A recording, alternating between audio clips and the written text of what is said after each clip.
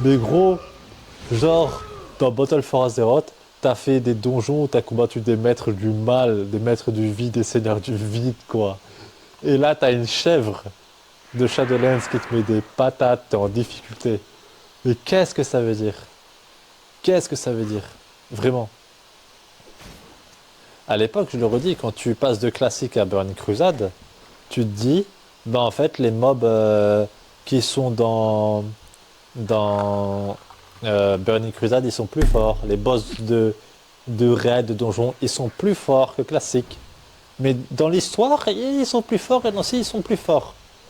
Là, t'as une chèvre, gros, de Shadowlands qui te met, qui te met des patates.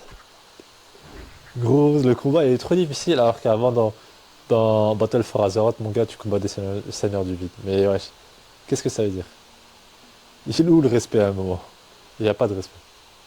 C'est vraiment, c'est pour ça qu'aujourd'hui, en fait, qu'est-ce qu'ils ont voulu faire? Ils ont voulu faire mettre des extensions les unes à la suite des autres parce que ça fait vendre en fait. C'est comme ça fait vendre. Mais ça sert à rien en fait. Ça a aucune valeur de faire autant d'extensions. Genre maintenant, ils vont sortir genre trois extensions à la suite l'une de l'autre. Ils les ont annoncées. Bon, ça date hein, l'annonce qu'ils ont faite.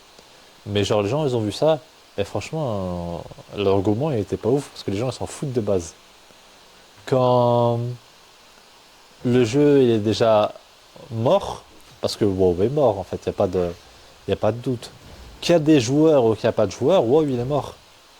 Ça veut dire que si je prends aujourd'hui 100 joueurs de WoW, 100 joueurs de WoW, et que je leur demande de me parler du jeu, eh ben il y en a, ils pourront même pas t'expliquer le jeu.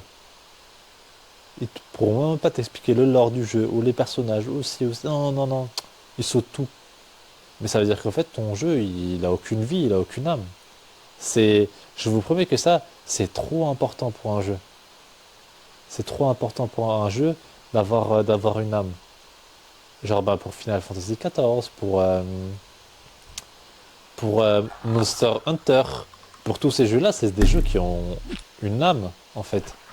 C'est les gens, ils jouent à ces jeux-là et en fait, ils y gardent des bons souvenirs pour longtemps et ils les recommandent aux autres. Là, en fait, WoW, je t'explique. Tu vas dire aux gens, ouais, viens, joue à WoW. Pourquoi? Parce qu'en fait, tu te sens seul dans ce jeu. C'est ça. Tu recommandes pas le jeu parce qu'il est bien. Tu recommandes le jeu parce qu'il n'y a pas de joueurs à l'intérieur. Ou il n'y a pas de gens qui veulent jouer avec toi. Mais je sais pas si vous comprenez la différence, mais c'est une différence stratosphérique en fait. C'est toute la différence, elle est là.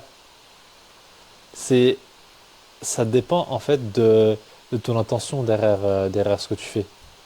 Si toi, ton intention derrière le fait de dire à cette personne-là, ouais, tiens, viens jouer à ce jeu-là, il est bien, je veux qu'on y joue tous les deux, bah c'est trop la classe en fait. C'est tu fais ça parce qu'en fait, tu veux jouer avec l'autre personne. Tu veux jouer à un bon jeu avec l'autre personne. Mais quand ton intention derrière, c'est seulement, ouais, il n'y a personne dans ce jeu, il n'y a personne qui veut jouer avec moi, viens jouer avec moi. Bah franchement, c'est comme si tu... Un autre exemple. C'est comme si tu invitais une personne à manger avec toi, mais ton sou derrière, c'était quoi? C'était que, viens, tu vas m'aider à retourner la terre dans le jardin après avoir mangé. Le piège, quoi. Et là, c'est pareil, en fait. Moi, je vois ça comme ça. Non! Vous l'aurez pas! Il est à moi! Viens. Et on va faire quoi maintenant? Ils ont trop les verts. Ils ont voulu me le voler. Ah là là. Va falloir attendre. Ils auraient pu me grouper, hein. Moi, je te fais pas s'il me faut pas. Ouais.